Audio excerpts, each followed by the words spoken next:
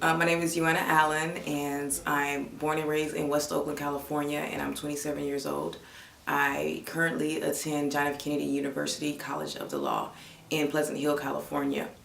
I am 1 year away from earning my JD in law and sitting for the California bar exam. Growing up poor in West Oakland, I witnessed a lot of injustice to young people as well as adults and people in my community.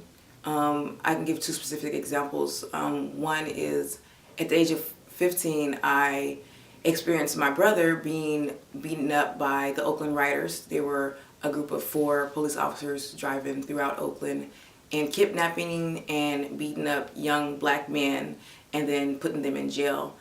The specific story, I was asleep with my mother, and all of a sudden I started hearing my brother call my mother's name, Lois, Lois, Lois, they're beating me up, and me and my mother, we jumped up really fast and we ran to the window, and we just noticed that my brother was laying in the driveway and they were beating him up, and they threw him in the back of a police car, and he was just screaming and yelling at the top of his lungs for my mother to help him. And the police officer began to open the door and slam the door and yell, "Shut up, shut up, shut up." And it was just such a traumatic experience to watch my brother go through this by, the police who's supposed to be there to protect and, defend the community. But yet he was slamming and opening the door, my brother yelling, "Shut up, shut up, shut up." And so me and my mother, we ran outside, and by the time we got outside, the police officers had already gone. They were police officers driving the police squad car, and there was also a van that they were driving. And we sit out there and we stayed and we waited. So, we didn't really know who to call at that point. Do you call internal affairs, and are they going to actually come and, respond to, the injustice that I just experienced and my brother just experienced? So my mother sat out there for hours and hours and hours, but the police never came. And it came to a point where it became a big national case, the Oakland Riders, to where there were other plaintiffs in the case, and it was litigated by the civil rights attorney John Burrs. And after that, it became a really big thing, and they litigated the case, and my brother became successful, after that case, and he was able to win his argument, and his case is still currently going on today. That's my experience with police brutality. Just also being poor, growing up in West Oakland, my mother, she lived a certain lifestyle that most people didn't agree with. She considered herself a major recycler. And being a major recycler, we had a big piece of property, and she kept her broke down cars, her furniture, her different things that she would sell in our side yard. So we had a lot of problems with city officials, with blight, and being threatened with having the house demolished and things like that. So as a young person, I had to go to court with my mother. I had to help her assemble briefs. I had to help her just get all her attached case together, and always in court with her, and just spend most of my childhood back and forth out of court and doing appeals and just things that a young person shouldn't have to do. And I spent a lot of my birthdays just in court and assembling papers and helping her go to the court and serve papers and things like that. And that's one of the reasons why I want to go to law school, because I don't want any other young person to experience having to spend most of their time in court because the city or the neighbors don't like my mother's lifestyle, don't like a certain lifestyle that a person chose to live, especially when they're not hurting anybody.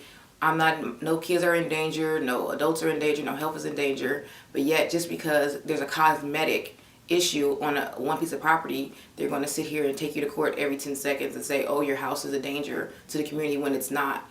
And even at that point, when you're asking the city for help, like, we need a construction loan, we need money in order to get our house and bring it up to code, but you're not helping us, so why are you going to hinder us by taking us to court? And we can't afford an attorney, so we're sitting here. My mother had to defend herself in court.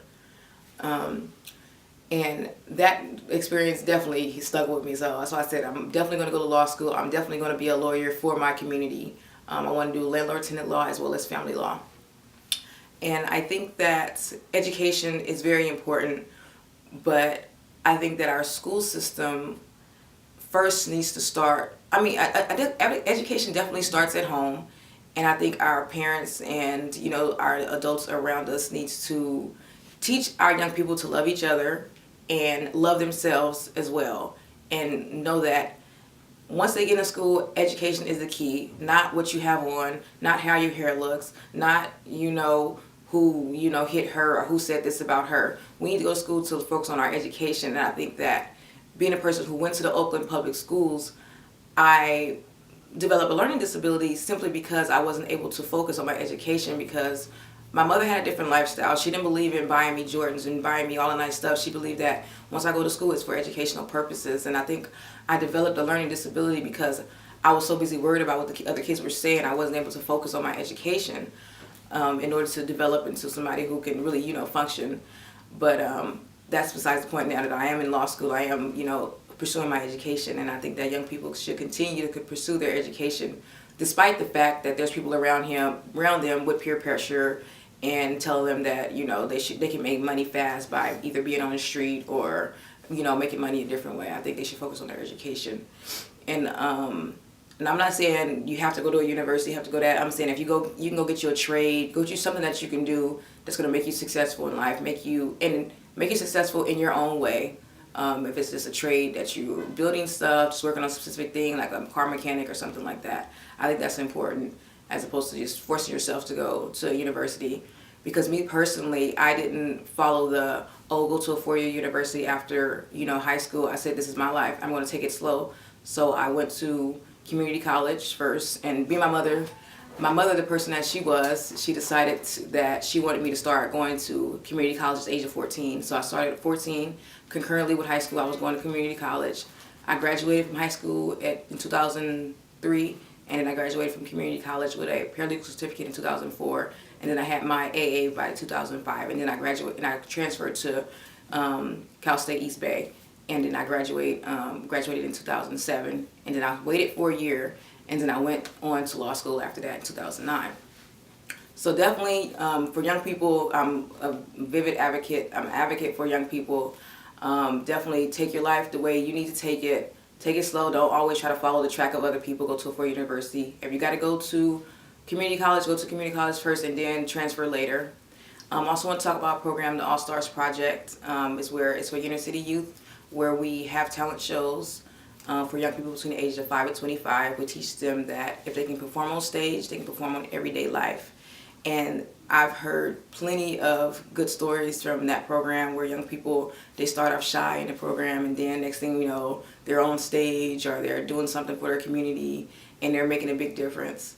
And we also have a program called the Development School for Youth, where young people between the ages of 16 and 21 from the inner city community are going into, going into high rises in San Francisco like MetLife and Let Them In Walk-ins and Ernst & Young and all those different type of firms, and learning what executives do and learning how to dress, learning how to talk. And after they do all this, 12 weeks of training, they get a paid summer internship in these actual firms.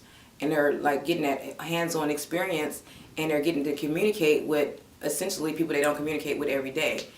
Being an inner city youth, being of color, you don't see, a white executive all the time. You just see, your parents and the people around you, but you get this different experience.